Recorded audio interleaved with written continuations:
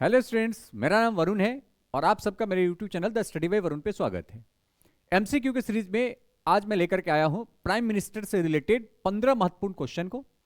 मेरे इस channel the study bye Varun पे प्रत्येक दिन जीएस के एमसीक्यू के साथ साथ टॉपिक वाइज वीडियो भी अपलोड की जाती है, इसलिए हमारे इस चैनल को सब्सक्राइब करें, हमारे वीडियो को लाइक करें एंड हमारे इस इंपॉर्टेंट वीडियो को अपने स्टूडेंट ग्रुप में शेयर करें। साथ ही साथ बहुत जल्दी हम लोग TRE4 बीपीएससी TRE4 के 1 to 5, 6 to 8, 9, 10th, 11th, 12th her subject का टेस्ट सीरीज लेकर के आ रहे हैं ऐप पे, जो द स्टडी बाय वरुण के ऐप पे वो टेस्ट सीरीज उपलब्ध होगी, जो जैसे ही शुरू होगा मैं उसका इंफॉर्मेशन आपको वीडियो के माध्यम से दे दिया करूंगा। तो चलिए शुरू करते हैं आज के इस एमसीक्यू सीरीज का पहला क्वेश्चन। पहला क्वेश्चन है कि भारत के प्रधानमंत्री के संदर्भ में निम्नलिखित कथनों पर विचार कीजिए। थोड़ा सा मार्कर का मोटाई बहुत अधिक है, कम कर लेते हैं। कहते हैं कि प्रधानमंत्री से रिलेटेड जो कथन है उस पर विचार कीजिए। पूछ क्या रहा है कि उपयुक्त में से कौन सा सही नहीं है। सही नहीं है का मतलब कि कौन सा गलत है, हमें गलत फाइंड आउट इसमें करना है। तो पहला कहता है कि मंत्रिपरिषद द्वारा लिए गए किसी निर्णय की सूचना वह 7 दिन के भीतर राष्ट्रपति को देगा। देखिए, मंत्रिपरिषद का जो गठन है, मंत्रिपरिषद एक तो राष्ट्रपति के पश्चात पर्याप्त पर ही होते हैं, और मंत्रिपरिषद की जो गठन है वो राष्ट्रपति को सलाह के लिए, राष्ट्रपति अपने सलाह के लिए गठित करते हैं। जो मंत्रियों की जो वहां पे शपथ दिलाई जाती है या मंत्री नियुक्त किया जाता है वो प्रधानमंत्री के सुझाव पे किया जाता है, इसलिए मंत्रिपरिषद के जो मुखिया है वो प्रधानमंत्री होते हैं। ये तो यहां तक सही है, मतलब यहां तक ये निर्णय की सूचना राष्ट्रपति को प्रधानमंत्री देते हैं, लेकिन उसकी कोई समय निर्धारित नहीं है कि 5 दिन में देगा, 7 दिन में देगा, 10 दिन में, यह समय निर्धारित नहीं है। और यहां पे कह दिया कि वो 7 दिन के भीतर देना होगा, अर्थात ऐसी कोई निर्धारित समय नहीं है, अर्थात ये ऑप्शन गलत है और यही हमें गलत सर्च करना है। तो अर्थात पहला ऑप्शन हमारे इस क्वेश्चन के लिए सही है।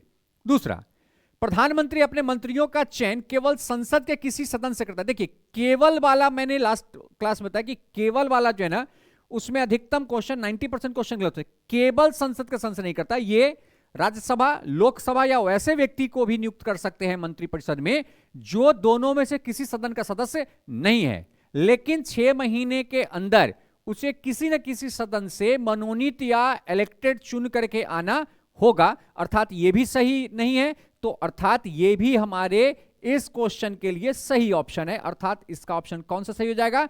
1 और 2 दोनों प्रधानमंत्री से रिलेटेड गलत ऑप्शन है और हमें इसमें गलत ही सर्च करना था। थोड़ा सा इसका डिटेल देख लेते हैं। कहता है कि अनुच्छेद 78 राष्ट्रपति को जानकारी देने के संदर्भ में प्रधानमंत्री का कर्तव्य विनिश्चित करता है, अर्थात अनुच्छेद 78 के तहत प्रधानमंत्री मंत्रिपरिषद के लिए गए डिसीजन को राष्ट्रपति तक उन्हें मैसेज देगा। ठीक है, हालांकि इसके संदर्भ में कोई समय अवधि निर्धारित नहीं है, इसके लिए कोई समय अवधि निर्धारित नहीं है कि कितने दिन में देगा, अर्थात पहला ऑप्शन जो गलत था और इसीलिए हमने उसको सही माना है। दूसरा, सामान्यतः लोकसभा या राज्यसभा के सदस्य को मंत्री नियुक्त किया जाता है। सामान्यतः, केवल नहीं, सामान्यतः लोकसभा और राज्यसभा के सदस्य को मंत्री नियुक्त किया जाता है, लेकिन कोई ऐसा भी व्यक्ति जो दोनों सदन में से किसी का सदस्य नहीं है उसे भी मंत्री बनाया जा सकता है, लेकिन 6 महीने के भीतर उसे संसद के किसी भी सदन का सदस्य बनना चाहिए, अन्यथा वह मंत्री बना नहीं रह सकता है। 6 महीने तक वो बिना किसी सदन के सदस्यता लिए हुए मंत्री बन सकता है। 6 महीने के अंदर अगर वो सदन से सदस्यता ले ली गई तो कंटिन्यू करेगा, अन्यथा उसे मंत्रिपरिषद से मंत्री के पद से हटा दिया जाएगा। अगला क्वेश्चन है, कहता है कि कैबिनेट समितियों के संदर्भ में निम्नलिखित कथनों पर विचार कीजिए। जो कैबिनेट बनती है, कहता है उसके संदर्भ में विचार कीजिए। इसमें कहता है कि इनमें से कौन सा सही है, सही ऑप्शन सर्च करना है, गलत ऑप्शन सर्च नहीं करना। पहला, प्रधानमंत्री सभी कैबिनेट समिति का पदेन अध्यक्ष होते हैं, एकदम अध्यक्ष होते हैं, क्योंकि मंत्रिमंडल का वो मुखिया है और सबके वो पदेन अध्यक्ष होते हैं, अर्थात ये सही है। दूसरा, ऐसे मंत्री जो मंत्रिमंडल के सदस्य नहीं है उन्हें इस समिति की बैठक में भाग लेने से वंचित रखा जाता है। 100% जो नहीं है उन्हें इस मंत्री के मंडल से भाग लेने से वंचित रखा जाता है, क्योंकि इसमें बेसिकली मंत्रियों का ही बैठक होता है। तो अर्थात ये भी ऑप्शन क्या है? सही है, अर्थात इसका ऑप्शन हो जाएगा 1 और 2। लेकिन कुछ केस में यह भी देखा गया है कि गृह मंत्री वगैरह भी इसमें भाग लेते हैं। चलिए इसका डिस्क्रिप्शन देखते हैं। तो पहला है कि मंत्रिमंडलीय समिति संवैधानिक निकाय है, अर्थात आप कह सकते हैं ये संविधान का निकाय, लेकिन संविधान में डायरेक्ट इसका उल्लेख नहीं है। हाँ, इसके कार्य तथा नियमावली की व्यवस्था की गई है। दूसरा, इस समिति में सदस्यों की संख्या 3 से 8 तक हो सकती है। इसमें प्रायः केवल कैबिनेट स्तर के मंत्री शामिल होते हैं, तथापि ऐसे मंत्री जो कैबिनेट के स्तर के नहीं है वो इस समिति में शामिल होने से वंचित नहीं किया गया है, वंचित नहीं किया गया, वो शामिल हो सकते हैं। इस समिति की अध्यक्षता प्रायः प्रधानमंत्री द्वारा की जाती है। कभी कभी अन्य कैबिनेट मंत्री, विशेष रूप से गृह मंत्री तथा वित्त मंत्री इसकी अध्यक्षता करते हैं, लेकिन पदेन अध्यक्ष इसका कौन होता है? पदेन अध्यक्ष इसका प्रधानमंत्री होता है। लेकिन यदि प्रधानमंत्री किसी समिति का सदस्य हैं तो उसकी अध्यक्षता वही करेंगे, अर्थात अगर वो हैं तो उसकी अध्यक्षता उनको करना पड़ेगा, नहीं तो पदेन अध्यक्ष के रूप में वो रखे जाते हैं। नेक्स्ट, अगला कहता है कि निम्नलिखित कथन पर विचार कीजिए। कहता है एक व्यक्ति जो संसद के किसी भी सदन का सदस्य न हो को प्रधानमंत्री नियुक्त किया जा सकता है, एकदम किया जा सकता है। कितने दिनों के लिए? तो उन्हें 6 महीने के अंदर दोनों में से किसी सदन की सदस्यता लेनी पड़ेगी, लेकिन तत्काल नियुक्त किया जा सकता है। दूसरा, प्रधानमंत्री के त्यागपत्र या मृत्यु से लोकसभा स्वयं ही विघटित हो जाता नहीं, लोकसभा विघटित नहीं होगा, मंत्रिमंडल विघटित हो जाएगा, लोकसभा विघटित होने की जरूरत नहीं है। अर्थात ये ऑप्शन आपका क्या है? गलत है। सही ऑप्शन आपका कौन हो गया? सिर्फ एक। थोड़ा सा इसका डिस्क्रिप्शन देख लेते हैं डिटेल। कहता है कि 1997 में सर्वोच्च न्यायालय ने निर्णय दिया कि एक व्यक्ति को जो किसी भी सदन का सदस्य न हो 6 माह के लिए प्रधानमंत्री नियुक्त किया जा सकता है। इस अवधि में उसे संसद के किसी भी सदन का सदस्य बनना पड़ेगा, अन्यथा वह प्रधानमंत्री के पद पर नहीं रहेगा। ठीक है, चूंकि प्रधानमंत्री मंत्रिपरिषद का प्रमुख होता है, अतः जब प्रधानमंत्री त्यागपत्र देता है अथवा उसकी मृत्यु हो जाती है तो अन्य मंत्री को भी कार्य नहीं कर सकते हैं, अर्थात मंत्रिपरिषद भंग हो जाता है, पूरे लोकसभा भंग नहीं होता है। अन्य शब्दों में कहें तो प्रधानमंत्री की मृत्यु तथा त्यागपत्र से मंत्रिपरिषद विघटित होता है, न कि लोकसभा। इसलिए दूसरा ऑप्शन गलत है, पहला ऑप्शन सही है। अगला क्वेश्चन कहता है कि भारत के प्रधानमंत्री के संदर्भ में निम्नलिखित कथन पर विचार कीजिए। कहता है इनमें से कौन सा सही नहीं है? पहला, किसी विधेयक के अधिनियम बनने से पहले प्रधानमंत्री को उस पर हस्ताक्षर करने होते नहीं, यह काम राष्ट्रपति का, राष्ट्रपति के हस्ताक्षर के बाद ही वो विधिनियम बनता है। ठीक है, वो अधिनियम पारित माना जाता है और उस अधिनियम पे फिर कार्य शुरू हो जाती है, अर्थात ये ऑप्शन आपका गलत है और यहां पे सही ऑप्शन नहीं है, चुनना है, अर्थात इसके लिए ये सही माना जाएगा। दूसरा, प्रधानमंत्री के नेतृत्व वाली मंत्रिपरिषद का सदस्य कोई ऐसा व्यक्ति भी बन सकता है जो संसद का सदस्य ना है, 100% बन सकता है, 6 महीने तक के लिए बन सकता है, अर्थात ये ऑप्शन सही है और इसमें गलत सर्च करना है, अर्थात ये इसके लिए सही नहीं है, तो इसका सही आंसर कौन हो जाएगा? केवल एक। नेक्स्ट,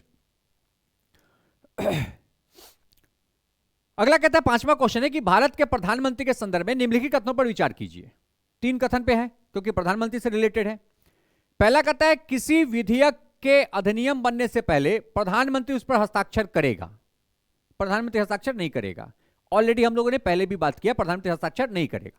इसमें ऑप्शन हमें गलत ऑप्शन ढूंढना है, मैक्सिमम हम गलत वाला ही लेते हैं, अर्थात यहां पर हस्ताक्षर करता है, यह गलत है, अर्थात इसके लिए यह सही है। दूसरा, प्रधानमंत्री अपने मंत्रियों का चयन केवल संसद के किसी सदन से करता है, नहीं, वो संसद के सदन के अलावा भी कर सकता है, अर्थात यह ऑप्शन भी गलत है, तो यह इसके लिए सही है। एक मनोनीत सदस्य भी मंत्री बन सकता है, 100% बन सकता है, अर्थात यह ऑप्शन सही है, तो हमें इसमें गलत ढूंढना, अर्थात यह नहीं है, तो इसका सही ऑप्शन कौन हो जाएगा? बी और मतलब 1 और 2। थोड़ा सा इसका डिटेल देख लेते हैं। कहता है कि प्रत्येक विधेयक के संसद के दोनों सदनों द्वारा या तो अलग अलग या संयुक्त बैठक में पारित होने के बाद राष्ट्रपति को उसकी सहमति के लिए प्रस्तुत किया जाता है, 100%। यदि राष्ट्रपति विधेयक को अपनी सहमति दे देता है तो वह विधेयक एक अधिनियम बन जाता है। यहां पे प्रधानमंत्री को यह अधिकार नहीं है, अधिकार राष्ट्रपति को है। दूसरा, सामान्यतः संसद के दोनों सदन के सदस्य मंत्री के रूप में नियुक्त किए जाते हैं, हालांकि कोई भी व्यक्ति जो संसद के किसी सदन का सदस्य नहीं है उसे भी मंत्री के रूप में नियुक्त किया जा सकता है, लेकिन 6 महीने के भीतर उसे संसद के किसी सदन की सदस्यता लेनी पड़ेगी। ठीक है। तीसरा, संसद का कोई मनोनीत सदस्य भी मंत्री बन सकता है, इसीलिए पहला और दूसरा गलत है और तीसरा ऑप्शन सही है, इसलिए इसमें गलत ढूंढना है, इसलिए इसका सही ऑप्शन कौन हो जाएगा? 1 और 2। नेक्स्ट कहते हैं कि प्रधानमंत्री कार्यालय पीएमओ प्राइम मिनिस्टर ऑफिस के संबंध में निम्नलिखित कथनों में से कौन सा सत्य है? कि पीएमओ के संबंध में कौन सा सत्य है? पहला, 1977 में प्रधानमंत्री सचिवालय का नाम बदल करके प्रधानमंत्री कार्यालय कर दिया। हाँ, मोरारजी देसाई के समय में मोरारजी देसाई पहले गैर कांग्रेसी प्रधानमंत्री हैं जो इमरजेंसी के बाद बने थे। जनता पार्टी की गवर्नमेंट बनी थी, रूलिंग पार्टी की गवर्नमेंट बनी थी, और उसी समय प्रधानमंत्री सचिवालय का नाम बदल करके प्रधानमंत्री कार्यालय कर दिया गया था। अर्थात ये ऑप्शन क्या है यहां पे सही है। इसका प्रशासनिक प्रमुख कैबिनेट सचिव होता है। देखिए, कैबिनेट सचिव सारे कैबिनेट का होता है, सेंट्रल सेक्रेटेरिएट का प्रमुख होता है। कैबिनेट सचिव सिर्फ प्रधानमंत्री कार्यालय का प्रमुख नहीं होता है, ये प्रधान सचिव होते हैं जो इस कार्यालय के प्रमुख होते हैं। अर्थात दूसरा ऑप्शन क्या है, गलत है, और इसका सही ऑप्शन क्या हो जाएगा, केवल एक। थोड़ा सा इसका डिस्क्रिप्शन देख लेते हैं। कहता है कि प्रधानमंत्री सचिवालय वर्ष 1947 में गवर्नर जनरल के सचिव की जगह अस्तित्व में आया था। जून 1977 तक इस कार्यालय का नाम प्रधानमंत्री सचिवालय था, लेकिन मोरारजी देसाई के प्रधानमंत्री काल में इसका नाम बदल करके प्रधानमंत्री कार्यालय कर दिया गया। और इस कार्यालय के जो प्रमुख जो अधिकारी होते हैं, प्रशासनिक अधिकारी होते हैं, वो प्रमुख प्रधान सचिव होते हैं। वो क्या होते हैं, प्रधान सचिव होते हैं, वो कैबिनेट सचिव होते नहीं है। कैबिनेट सचिव जो है ना, वो सारे सचिवों का प्रमुख होता है, और कहा जाता है कि कैबिनेट सचिव जो है ना, वो भारत की प्रशासनिक सेवा के पद में सबसे बड़ा पद है। अर्थात जो आईएएस होता है उनका जो प्रमोशन का सबसे अंतिम सीमा है वो कैबिनेट सचिव तक है। ठीक है, कैबिनेट सेक्रेटरी तक उनका है, अर्थात वो कैबिनेट सचिव तक बन सकते हैं, और वो सबसे बड़ी प्रशासनिक पद है। अगला क्वेश्चन है कि भारत के प्रधानमंत्री के संबंध में निम्नलिखित कथनों पर विचार कीजिए, क्योंकि ये सारा क्वेश्चन इनसे संबंधित है। पहला, वह मंत्रियों के बीच विभागों का बंटवारा करता है और कार्य के लिए नियम बनाता है। एकदम नहीं। मैंने पहले बोला कि मंत्रिमंडल की गठन क्यों किया गया, तो बेसिकली मंत्रियों की गठन, विभागों का गठन राष्ट्रपति को सलाह देने के लिए किया गया है, और विभाग में कैसा कार्य चलेगा उसके लिए नियम बनाने का अधिकार भी किसको है, राष्ट्रपति को है, प्रधानमंत्री को नहीं है। अर्थात ये ऑप्शन गलत है, और हमें यहां पे करा कि सही नहीं है उसको चुनिए, अर्थात ये इसके लिए सही होगा। दूसरा, वह संघ लोक सेवा आयोग के अध्यक्ष और सदस्यों की नियुक्ति करता है। नहीं, यह राष्ट्रपति की शक्ति है, और राज्य जो लोक सेवा आयोग है उसके सदस्य और अध्यक्ष की नियुक्ति करने की शक्ति उस राज्य के राज्यपाल की है। तो यह किसकी शक्ति है, यह राष्ट्रपति की शक्ति है, प्रधानमंत्री की शक्ति नहीं है। अर्थात ये ऑप्शन भी गलत है, और इसमें हमें गलत को सेलेक्ट करना है, तो यह भी सही। अर्थात इसका सही ऑप्शन क्या हो जाएगा, एक और दो। थोड़ा सा इसका डिटेल देख लेते हैं। कहता है कि जब प्रधानमंत्री की नियुक्ति राष्ट्रपति द्वारा की जाती है तो वह अन्य मंत्रियों की नियुक्ति प्रधानमंत्री के परामर्श पर राष्ट्रपति द्वारा होती है, और मंत्रियों के बीच विभागों का आवंटन भी राष्ट्रपति द्वारा किया जाता है, एवं कार्य संचालन के लिए नियम भी राष्ट्रपति द्वारा बनाई जाती है, प्रधानमंत्री द्वारा बनाया नहीं जाता है। अगला, अनुच्छेद 316 के तहत यह सख्ती दिया हुआ है। कहता है कि अनुच्छेद 316 के तहत संघ लोक सेवा आयोग या संयुक्त लोक सेवा आयोग के मामले में लोक सेवा आयोग के अध्यक्ष तथा अन्य सदस्यों की नियुक्ति राष्ट्रपति द्वारा किया जाता है। वही राज्य के केस में राज्य लोक सेवा आयोग के सदस्यों तथा अध्यक्षों के केस में ये कार्य और ये अधिकार राज्यपाल के द्वारा दिया जाता है, या राज्यपाल को दिया गया है, जिसके कारण इसमें दोनों का दोनों ऑप्शन क्या है, गलत है। तो यहां पे नियुक्त करने का काम राष्ट्रपति को होता है, क्योंकि इन सबों की जो नियुक्ति है वो राष्ट्रपति के प्रसाद पर्याप्त होती है, प्रधानमंत्री के प्रसाद पर्याप्त पे होता नहीं है। अगला क्वेश्चन है कि मंत्रिपरिषद संसद के निचले सदन के प्रति सामूहिक रूप से उत्तरदायी होते हैं। एकदम सही है, और इसमें हमें सही ही ढूंढना है, क्योंकि निचला जो सदन होता है ना, वो क्या, वो जनता का सदन होता है, लोकसभा, जिसमें हम सांसद को चुन के भेजते हैं, जनता का सदन होता है। इसीलिए चाहे मंत्री किसी भी सदन का सदस्य हो, ऊपरी या निचली, उन्हें निचले सदन के प्रति ही उत्तरदायी होना पड़ता है। अर्थात इसमें सही ऑप्शन है, ये पहला सही है। दूसरा, मंत्रिपरिषद में प्रधानमंत्री सहित मंत्रियों की कुल संख्या लोकसभा की कुल संख्या के 15% से अधिक नहीं हो सकता है, 100%। 91वां जो संविधान संशोधन हुआ 2003 में, उसके तहत जो नंबर ऑफ मिनिस्टर्स हैं वो फिक्स कर दिए गए, लोकसभा के सदस्यों का 15% अधिकतम, उससे अधिक नहीं हो सकता है। अर्थात इसमें दूसरा ऑप्शन भी क्या है, सही है। तीसरा, मंत्रिपरिषद राष्ट्रपति को लोकसभा विकसित करने की सलाह दे सकता है, 100% दे सकता है। मंत्रिपरिषद राष्ट्रपति को लोकसभा को विकसित करने का सलाह दे सकता है, यह कह के कि भाई जनता का जो डिमांड है उसे ये फुलफिल करने में असमर्थ है, तो आप इसका विघटन कर दीजिए। अर्थात ये तीनों का तीनों ऑप्शन इसमें क्या है, तीनों का तीनों ऑप्शन इसमें सही है, 1, 2 और 3। नेक्स्ट, थोड़ा सा इसका डिटेल देख लीजिए। कहता है कि मंत्रिपरिषद एक संवैधानिक निकाय है। अनुच्छेद 74 मंत्रिपरिषद संबंधित है, जबकि अनुच्छेद 75 मंत्रियों की नियुक्ति कार्यकाल, उत्तरदायित्व, अहर्ता, शपथ, वेतन एवं भत्ता से संबंधित है। तो ये 75 इनसे संबंधित है और 74 मंत्रिपरिषद से संबंधित है। कहता है भारत की संसदीय व्यवस्था की कार्यप्रणाली का मौलिक सिद्धांत उसके सामूहिक उत्तरदायित्व का सिद्धांत है। अतः अनुच्छेद 75 स्पष्ट रूप से कहता है कि मंत्रिपरिषद लोकसभा के प्रति सामूहिक रूप से उत्तरदायी होगा, राज्यसभा के प्रति उत्तरदायित्व नहीं होगा। तीसरा पॉइंट है कि 91वें संविधान जो संशोधन हुआ था 2003 में, इस उपबंध का समावेशन किया गया कि प्रधानमंत्री सहित मंत्रिपरिषद के सदस्यों की कुल संख्या लोकसभा की कुल संख्या के 15% से अधिक नहीं होगा। तो ये 91st जो अमेंडमेंट हुआ था 2003 में, उसके अकॉर्डिंग ये नंबर डिसाइड किया गया है, मैक्सिमम नंबर डिसाइड किया गया है।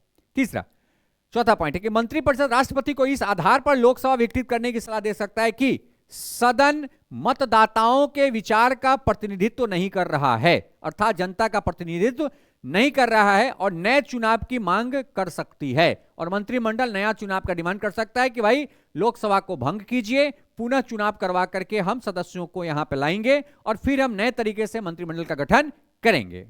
नेक्स्ट 9वां क्वेश्चन है कि मंत्रिपरिषद के संदर्भ में निम्नलिखित कथनों पर विचार कीजिए। मंत्रिपरिषद की बात आ गई। पहला कहता है कि 92वें संविधान संशोधन अधिनियम 2003, ये तो गलत है। ये बेसिकली क्या हुआ था, ये 91st था, यहां पे 92nd कह रहा है, अर्थात ये एकदम गलत हो गया। मंत्रिपरिषद प्रधानमंत्री से मंत्रियों की कुल संख्या लोकसभा की कुल संख्या से 15% अधिक नहीं हो सकता, एकदम गलत है। ये 91st के तहत हुआ था, 92nd के तहत नहीं हुआ था। दूसरा, प्रधानमंत्री के प्रसाद पर्यत पद पर रहते हैं। हाँ, मंत्री जो है ये, सॉरी प्रधानमंत्री नहीं, ये तो राष्ट्रपति के प्रसाद पर्यत पे होते हैं ना, ये राष्ट्रपति के होते हैं, ये प्रधानमंत्री के प्रसाद पर्यत पर नहीं होते, अर्थात ये भी ऑप्शन गलत है। तीसरा, मंत्रिपरिषद सामूहिक रूप से राज्यसभा के प्रति उत्तरदायी होते हैं, नहीं, ये भी गलत है, क्योंकि ये राज्यसभा के नहीं, ये किसके प्रति उत्तरदायित्व होते हैं, ये बेसिकली लोकसभा के प्रति उत्तरदायित्व होते हैं, राज्यसभा के प्रति उत्तरदायित्व नहीं होते हैं। अर्थात इसमें करा सही ऑप्शन कौन है, तो तीनों का तीनों गलत है, अर्थात इसमें सही क्या हो जाएगा, डी, उपयुक्त में से कोई नहीं। एक बार इसको देख लेते हैं। 74 में क्या दिया गया है, परामर्श के लिए मंत्रिपरिषद की गठन राष्ट्रपति करती है। 75 में मंत्रियों के बारे में अनुपबंध किए गए हैं, जिसमें यह उपबंध किया गया है कि 91वां संविधान संशोधन अधिनियम 2003 द्वारा प्रधानमंत्री और उनके साथ साथ जो मंत्रिमंडल के सदस्य हैं उनकी संख्या 15 पर लोकसभा के सदस्यों की संख्या के 15% से अधिक नहीं हो सकती है। ठीक है, साथ ही साथ मंत्रिपरिषद लोकसभा के प्रति सामूहिक रूप से उत्तरदायी होते हैं, वो राज्यसभा के प्रति उत्तरदायी नहीं होते हैं। अगला क्वेश्चन है, निम्नलिखित कथन पे विचार कीजिए। पहला, प्रधानमंत्री भारत सरकार का कार्य अधिक सुविधापूर्वक किए जाने के लिए और मंत्रियों में उक्त कार्य के आवंटन के लिए नियम बनाएगी। आपको पहले बताया कि मंत्री परिषद के कार्य का नियम बनाने का अधिकार राष्ट्रपति का है, प्रधानमंत्री का नहीं है, अर्थात यह ऑप्शन आपका गलत है। दूसरा, भारत सरकार की समस्त कार्यपालिका कार्रवाई प्रधानमंत्री के नाम से की जाएगी, नहीं, कार्यपालिका कार्रवाई राष्ट्रपति के नाम से किया था। इवन जो एमओयू होता है अन्य देशों के साथ, वो भी राष्ट्रपति के नाम से किया जाता है, अर्थात इसमें दोनों का दोनों ऑप्शन क्या है, गलत है, अर्थात इसका होगा ऑप्शन डी, न तो 1 और न ही 2। सामने का अनुच्छेद 77(3) में यह स्पष्ट किया गया है कि कितना है, तो आर्टिकल 77(3) में स्पष्ट किया गया है कि राष्ट्रपति भारत सरकार का कार्य अधिक सुविधाजनक रूप से किए जाने के लिए और मंत्रियों में उक्त कार्य के आवंटन के लिए नियम बनाएगी। तो ये काम, ये किसका अधिकार है, ये अधिकार है राष्ट्रपति का। किसका है, राष्ट्रपति का। किसके अकॉर्डिंग, तो आर्टिकल 77 थर्ड के अकॉर्डिंग। नेक्स्ट, आर्टिकल 77 फर्स्ट के तहत भारत सरकार की समस्त कार्यपालिका कार्रवाई राष्ट्रपति के नाम से की जाती है, न कि प्रधानमंत्री के नाम से। तो जो भी कार्य होगा वो राष्ट्रपति के नाम से ही किया जाता है। नेक्स्ट, 11वां क्वेश्चन है कि भारत के प्रधानमंत्री की नियुक्ति के समय क्या होना चाहिए। पहला, जरूरी नहीं कि वह संसद के दोनों सदनों में से एक का आवश्यक रूप से सदस्य हो, 100% जरूरी नहीं है, नहीं भी हो सकते हैं, वो आम व्यक्ति भी हो सकता है, लेकिन 6 महीने तक ही ये चलेगा। 6 महीने बाद अगर कंटिन्यू करना है तो उन्हें राज्यसभा या लोकसभा, ऊपरी सदन या निचली सदन की सदस्यता लेनी पड़ेगी। परंतु उसे 6 माह के अंदर आवश्यक रूप से दोनों में से किसी एक सदन का सदस्य होना चाहिए, अर्थात ये ऑप्शन एकदम सही है। दूसरा, जरूरी नहीं कि वह संसद के दोनों सदनों में से किसी एक का आवश्यक रूप में सदस्य हो, यहां तक तो सही है, परंतु 6 माह के अंदर लोकसभा का सदस्य होना चाहिए, नहीं, लोकसभा या राज्यसभा दोनों में से किसी एक का होना चाहिए। एक लोकसभा के लिए यहां पे कोई रिस्ट्रिक्शन लगाया नहीं गया है कि रिस्ट्रिक्शन नहीं है कि आपको सिर्फ लोकसभा आप राज्यसभा लेकर के नहीं आ सकते, ऐसा कुछ नहीं है, अर्थात ये ऑप्शन गलत है। तीसरा, संसद के दोनों सदनों में से एक का आवश्यक रूप में सदस्य होना चाहिए, नहीं, ये 6 महीने तक बिना सदन के सदस्यता लिए हुए भी ये प्रधानमंत्री बने रह सकते हैं। चौथा, आवश्यक रूप से लोकसभा का सदस्य होना चाहिए, ये भी गलत है, तो इसका सही ऑप्शन क्या हो जाएगा? इसका सही ऑप्शन हो जाएगा ए। नेक्स्ट, अगला क्वेश्चन है 12वां कि संघीय मंत्रिपरिषद के बारे में निम्नलिखित में से कौन सा कथन सही नहीं है, मतलब कौन सा इसमें गलत है। पहला, मंत्रिपरिषद का प्रमुख प्रधानमंत्री होता है, एकदम सही है, अर्थात ये सही है यहां पर, लेकिन हमें गलत ढूंढना है, अर्थात ये इस क्वेश्चन का आंसर नहीं होगा। दूसरा, राष्ट्रपति को उसके कार्य निष्पादन करने में मंत्रिपरिषद परामर्श देती है, एकदम देती है, अर्थात ये कथन भी सही है, लेकिन हमें गलत ढूंढना है, तो ये इसका नहीं होगा। तीसरा, किसी परामर्श पर पुनर्विचार करने के लिए राष्ट्रपति मंत्रिपरिषद से कह सकते हैं, 100% कह सकते हैं, लेकिन पुनर्विचार के बाद जब वो आएगा तो उसे मानने के लिए राष्ट्रपति बाध्य हैं। अनुच्छेद 44वां अमेंडमेंट के तहत ये कहा गया है, अर्थात ये भी ऑप्शन सही है, लेकिन हमें इसमें ढूंढना है गलत, अर्थात ये नहीं होगा।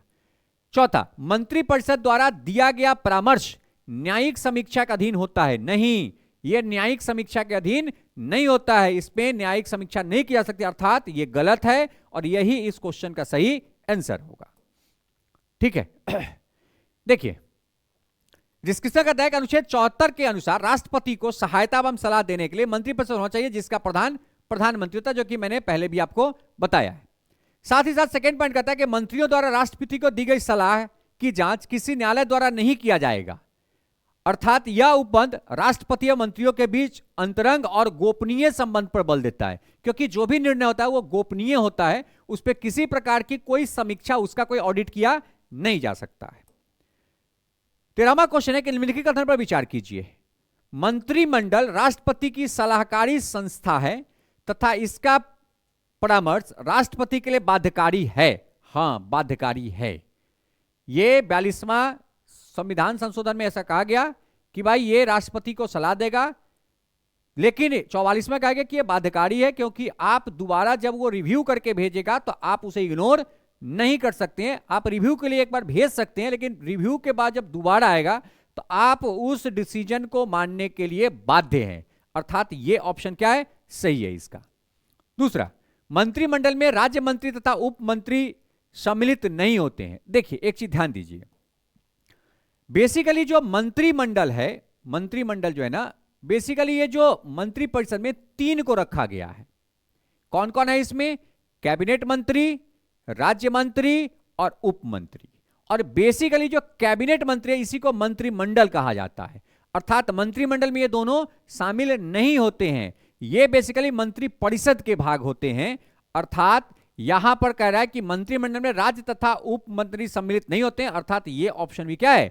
सही है, अर्थात इसका सही ऑप्शन कौन है? सही ऑप्शन है 1 और 2। लेकिन वही लिख देता है कि सम्मिलित होते हैं, तो ये ऑप्शन गलत होता है, क्योंकि मंत्रिमंडल में सिर्फ कैबिनेट मिनिस्टर्स होते हैं, राज्य और उप मंत्री इसमें शामिल नहीं होते हैं। राज्य मंत्री, उप मंत्री और कैबिनेट मंत्री मिला करके मंत्रिपरिषद का गठन किया जाता है। नेक्स्ट, सामने डिस्क्रिप्शन है कि अनुच्छेद 74 में प्रधानमंत्री नेतृत्व वाली मंत्रिपरिषद का उपबंध है, यह लिखा हुआ है। यह राष्ट्रपति को उसके कार्य करने हेतु सलाह देता है, एकदम सही है।